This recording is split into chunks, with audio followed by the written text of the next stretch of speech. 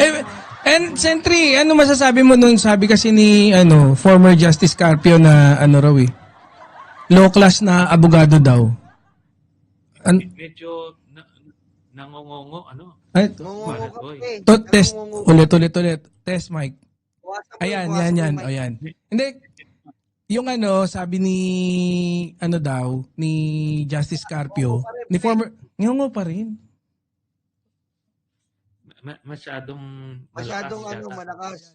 Para kasi sabi ko, Marcoleta. Yan, okay. Para kasi Marco. Yan, okay yan. And then sabi ni former Justice Carpio, low quality daw, low class na abogado si Marcoleta. Ano masabi niyo ron? Kita naman yung ano lang, kung hindi ka gaanong nakatungtong sa solid na pundasyon, gugulating ka minsan. Di ba? Magugulating ka, parang alam niya yung sinasabi niya. Pero nga kung, iintindihin mo, teka, wala naman sinabi ito Tapos yun na nga, sasabihin, nakikipagdebate, harap ka dun sa Senado, sasabihin mo, wala pa naman mga boundaries yan. Hindi pa alam kung saan-saan. Nako, nasa batas na. Dapat ibigay na, dapat inaabot nung stop niya yan. Nako, mapupusoy ka dyan. Oo, di ba? Sentry, Pwede mo palang pusuyin dahil ikaw mismo may akda ng Philippine Baseline Law. Pwede mo palang pusuyin Wala may iba tayong pinagkakaabalahan, hindi natin pagkakaabalahan yan si Oo. Yung mga seryosong tao ang pagkakaabalahan natin. Alam mo, Sentry, kanina naman si Cayetano naman ang buwabanat na talagang dinidikdik nila po talaga na parang pinagtutulungan nila na si Terriela ay matanggal. Yun ang parang logic na lumalabas Yun yung nila si Terriela kasi nasasaktan ang China kay Terriela. Parang pinagtutulungan nila Alam nyo kasi ganito, no? I'm not saying na ganito nga yung totoong polisiya. Pero kasi mga tools ng isang estado, 'di ba? Meron kang good cop, bad cop, 'di ba? Meron kang isang bad cop na kagaya ni na ganito, talagang bardagulan. Meron ka ring diplomasya, yung so ganun ang approach diyan. Hindi pwedeng yung lahat kayo maamo, 'di ba? Oo. Hindi pwede 'yun kasi ano yan biruin nyo, yung sa ating words lang, words lang. Yeah. Itong kanila talagang literal binubuhusan ng tubig yung mga natin Coast Guard, yung may naputulan pa ng daliri doon sa sundalo natin. Tapos yung mga mangingisda, di ba?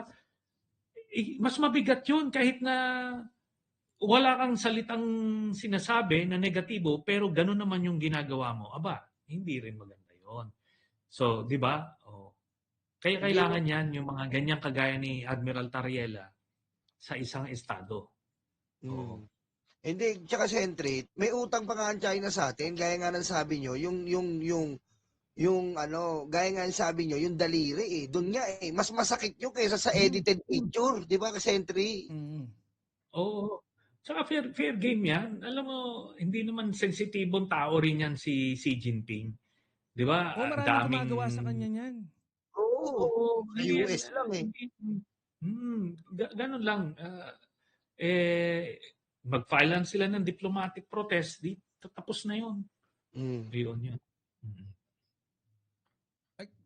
Tol, may tanong ka ako na, ikaw. May tanong ka pa ba? Gusto ko pupunta na sana tayo dun sa Yeah, may tanong ka ako Sandali lang. Ito po gusto ko siyempre bilang isang dating senador, alam niyo po yung nangyayari ngayon na parang gusto pong paalisin si Tito Sotto. Alam naman natin, dalawang factor para sa akin. Unang-una, yung isang factor dahil nga yung mga kasama ng mga minorya ay napag-alaman diyan sa Blue Ribbon Committee report draft ay sasalang na. Pangalawa, dahil nga si Tito Sen ay talagang open na sinasabi, forthwith impeachment. Mukhang, ano pong masasabi niyo dyan, Sentry, sa kudita dyan sa Senado?